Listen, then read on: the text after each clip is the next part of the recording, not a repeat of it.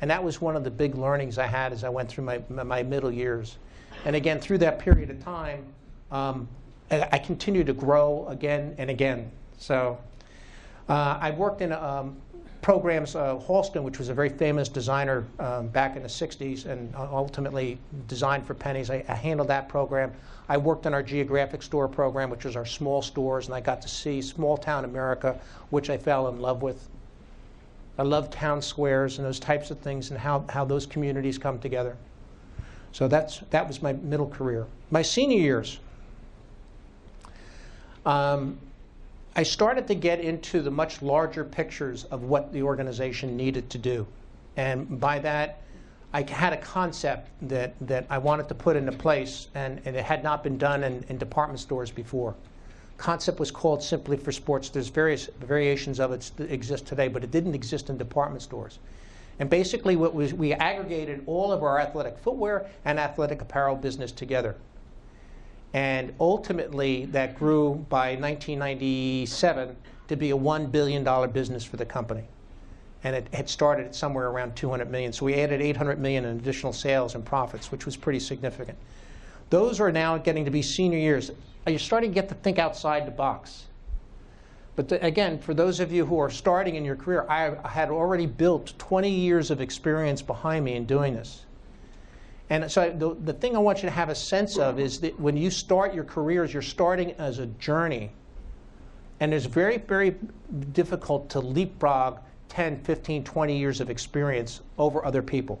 In some cases, some of you will be enormously successful and leapfrog. But for most of us that are in this room, business is a grinded out circumstances that you go to every day and you work hard at every day. And I'll talk more about that in a minute.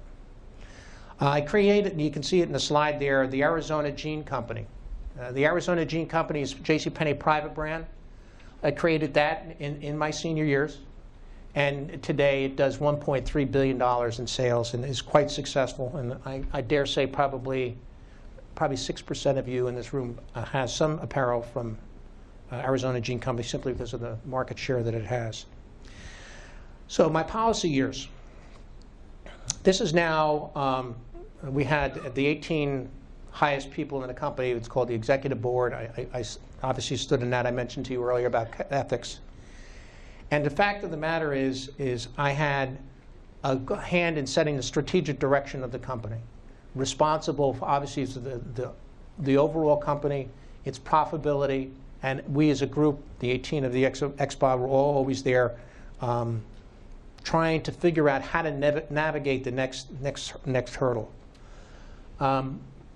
We try to take the business model from those who were trying to attack us to those who we could work to create a win-win. And what do I mean by that? I mean, we had in some cases NGOs that were constantly bombarding retailers and brands about sweatshops overseas.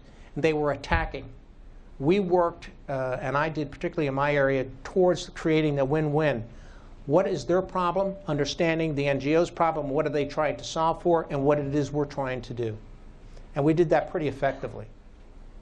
And so those are some of the things that played out. And I'll give you, again, philosophically, some of the things that we did. We had a tragedy in this country, as you know, on 9/11.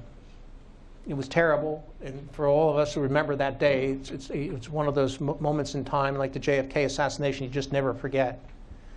Well, we set out as a group the next month and started to understand terrorism as a retailer.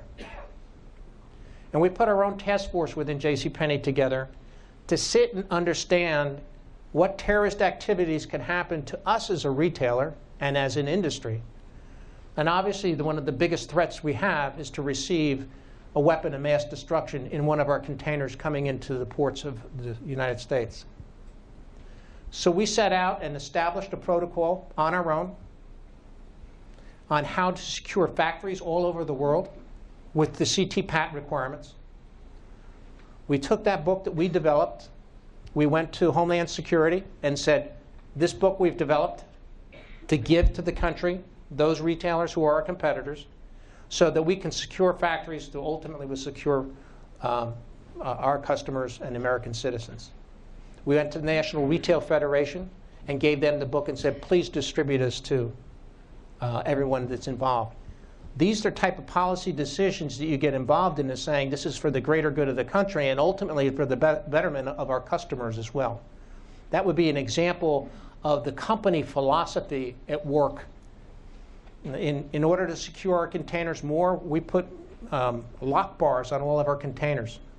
It cost us $750,000 more per year, but the fact of the matter is we knew those containers were even safer.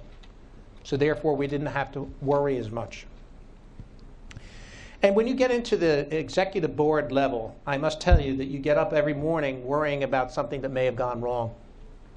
Something that you omitted, something that you forgot to do that you didn't think about. And recently, the collapse of buildings in Bangladesh because of poor structural integrity would have been one that I woke up and said, oh my God, we worried about safety, we worried about fire, but we didn't think about building structural integrity. And so, obviously, my predecessor, who's there now, they immediately went out and fixed that. But you always woke up every morning worrying about somewhere in the world somebody got hurt doing something for a product that was being done for you. Your job on that XBOD is to make sure that the people that are out there, that you're making it as safe as you possibly can for the workers and for your customers. So I'm going to take you through, in a few minutes' time here, the pillars. I have 6 of them. And I make this one number 1 because I probably believe in it in the most. Now I chose, I think, sorry. An English department head just probably had a stroke. To work 60 to 80 hours a week. The last 5 years that I was working, I worked 26 weekends a year. That was my choice. But I know one thing, that you do have to work hard over a career to succeed. Yes, luck plays into it, but you know what? Hard work plays a much greater role than just luck itself. And think about it. You get up every morning and you go to work, you turn your computer on, and what are you going to do? Are you going to go to the Yahoo Sports page to get all the scores? Or are you going to start producing what you're being paid to do? It becomes evident to your bosses over time of your ability to be able to work and the quality of the work that you do. My philosophy always was, you can go to work and give 70%, or you can go to work and get 100%. And I think everyone in this room understands the difference in grades between those two numbers. So my philosophy was, work hard, work really hard. You need to understand, and it's particularly true in a university environment, they get it, but a lot of times in business they don't, is that you are learning your entire life. When you graduate here, you'll go and begin a work career in some particular area. You must learn day in and day out everything it is about that business. You must learn to read extensively. And learn from people you have around you. And learn from bad leaders, too. You will have bad bosses. Learn from them. You will work for some village idiots. I guarantee you. But if you know what makes them a village idiot, then your likelihood of being one, too, diminishes. So think about that very seriously. You will have bosses that you hate. But if you learn from them, I remember Milt Johnson, I worked for him. He was a buyer who didn't even know how to add. Which is scary because we're buying merchandise. And he would run in and hands would go around, and then I'd have to spend the next 2 days trying to straighten out the buy because he didn't know how to use math. But I learned that the importance of math to be able to drive a business was essential. He didn't have that. But I learned it from him that you can't get ahead if you don't have that understanding. And obviously, I started work when I was age 14, and I was very fortunate to get a union card in New York City. I was a longshoreman, and I was able to put myself through UD at no cost to my family, which was, I think, quite fortunate. But it was really cheap to come here then. But anyhow, I did have a long work history, and I loved working. I felt and enjoyed the results of it. I always had the philosophy, you'll be successful in work if you know a lot about a little. because that means you're the go-to person for whatever that segment is. The second pillar is to communicate effectively. And this I did learn very, very clearly here at UD. And I wanted to share it with you because if you are not a communicator, you will not succeed in business. So I'm going to talk about a couple of these, some in depth more than others. Listening. Listening is an art. When somebody is talking and you're thinking about something else, you can't hear. No one can hear. So if I'm in a business meeting and I'm talking and you're thinking about something else, you've tuned me out and we can't move forward because your mind can't absorb that and think about something else at the same time. Have the confidence in your mind that when somebody is talking to you that you listen and you don't have to prepare that response while they're talking. Your brain has got the capacity in a millisecond to formulate the response. But if you start to get into, well, I'm going to tell them this, I'm going to tell them this, I'm going to tell them this, or oh, I'm going to do this. No, you can't hear what the person's saying. And it's amazing on how poor people's listening skills can be. We reviewed that in a meeting last week. We said we were going to do this. And you get, I don't remember that. Well, there's 5 other people in the room, and they all heard it at the same time because you were not listening. So be a skilled listener. Okay? Reading and writing. You will spend your career reading. You will read business documents, you will publications, you will absorb everything there is to do about that because you have to understand the full nuances that affect your business. You've got to be an avid reader. Writing. Again, if you're going to communicate your ideas, you're going to sell your ideas, you have to be an effective writer. And this area, because I had a communications minor, I left UD in a very strong category here. I mean, I was prepared. I knew how to read and write. And I know the curriculum, obviously, for the business school has you taking a significant, or what I think is a fair amount of hours in these areas. Think about more. Think about challenging yourself with more difficult courses, higher level, because you're going to use these skills as you go through your career. The next pillar is number 3, and it's love what you do. And I love this quote. Don't let the noise of others' opinions drown out your inner voice. And most important, have the courage to follow your heart and intuition. They somehow already know what you truly want to become. Everything else is secondary. Great quote. And if you're a freshman, sophomore, don't expect to know what you want to do. Don't get yourself crazy. I got to have I got to map myself out. A lot of this will come in time. You just have to listen to yourself to say, what do I like? What do I enjoy doing? And then start to gravitate towards that. And I recognize, and for some of you will very clearly understand, your 4 years here go by in a flash. But don't get all torqued up about this, especially year 1, year 2, about, oh, I don't know what I'm going to do. It'll come to you. You'll start to see things that you love. I started out in economics and biology here. I hated both. Professor Willis, I remember him. No one in this room will remember Professor Willis, but I remember I went into the auditorium over today, and I went back. I had cold flashes. I went through that. I had so many Fs in that course. It was one of those, can I withdraw?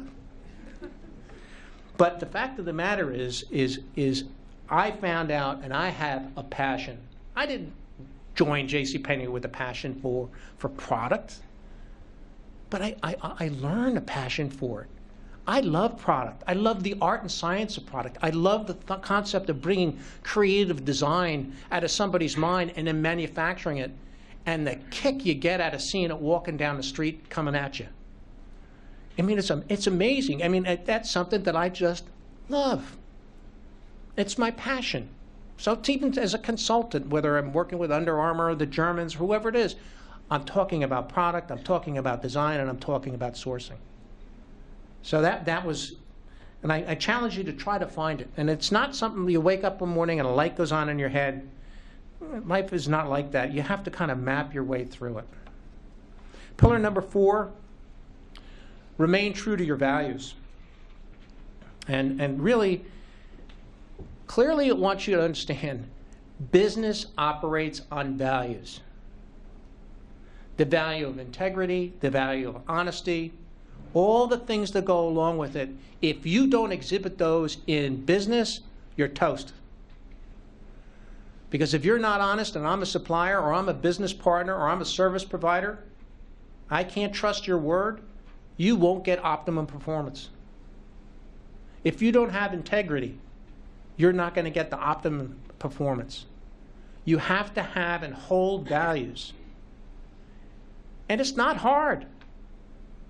But when you see values being eroded, you have a right to challenge them. And in companies, you can. Somebody is doing something dishonest, there is a million ways for you to flush out the person who's not being honest or doing something unethical.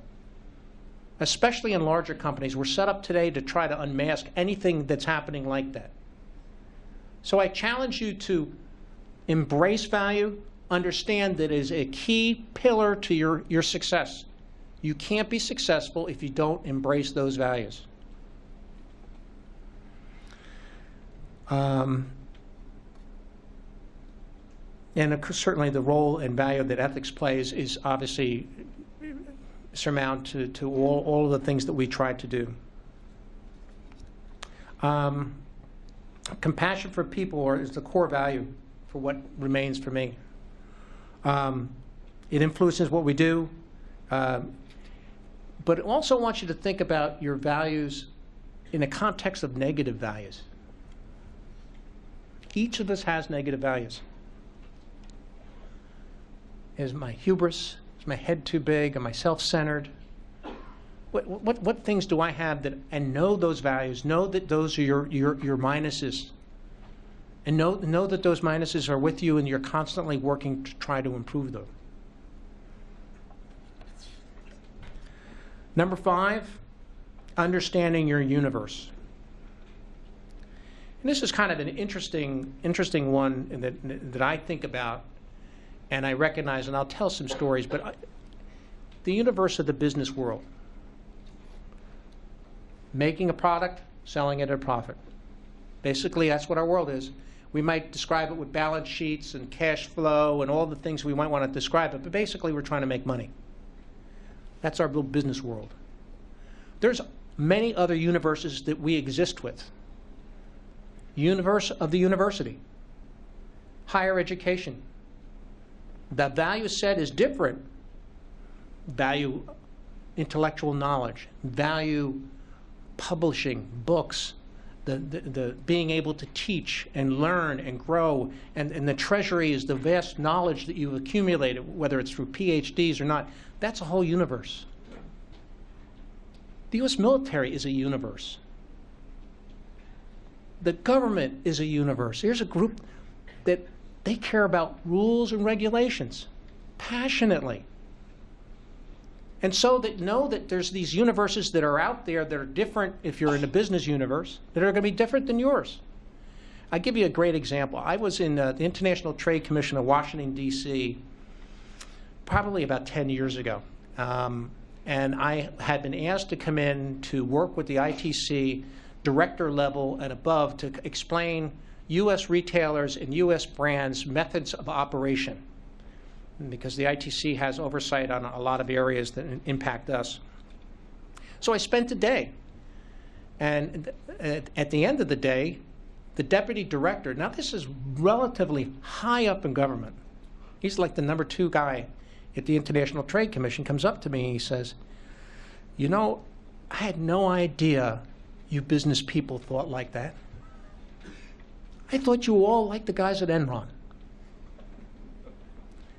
His universe permitted him to think like that because he was in the government rules and regulations. He didn't think about issues that we face within the business world. And so my thing for you to understand is there are many universes out there. There's cultural universes, there's gender universes.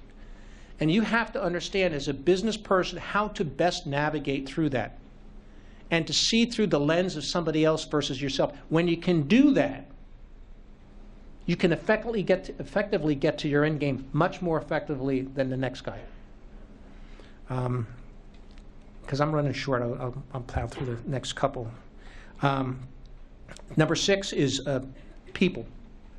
And I saved it for last because it probably is the most important. And my love for people and the people that I have worked with and the passion that I've seen them have. I talked about our small store managers. Oh, here's people who make very little money, but they had such a passion for the little JCPenney store on the town square. They would invite me from a guy from New York in those days to the home for dinner. I would meet their families. They were the core of America. I mean, this is an America that I wanted to be part of. So I had this opportunity to be part of the U.S. Department of Agriculture Cotton Board. I've spent tons of time with farmers. The farmers are the backbone of our country. And talk about it, tough business. I mean, they're dependent on weather. They plant and put money in the ground, and they hope to God that the rain comes to the right amount, not too much, not too little. And to hear the desperation in their voices when you hear that it hasn't rained in West Texas for the past 175 days, and they have no other way of making a living other than growing cotton, and there's not going to be any cotton. So I developed this passion for the people that I work with, and then ultimately my passion extended itself out beyond just what was the people that I work with and the people of our company, but also as I started to spend all this time overseas. And some of you may have heard me talk about this before, and I'm talking specifically to poverty. Obviously, I traveled significantly over the years. I've been to India probably 35 times. I've been to Pakistan enough that the U.S. government questions why I'm going to Pakistan so much. But it was obviously for business, but they do interview you when you go too many times. And when I go to places like Calcutta or Delhi or Lahore or Dhaka, and I see poverty come up to my car window, and it's a little girl who's 5 years old in a dirty dress with her 2-year-old sister on her hip with no clothes on, and they look into the car, and you see those black eyes, and you see in those eyes despair, of hopelessness,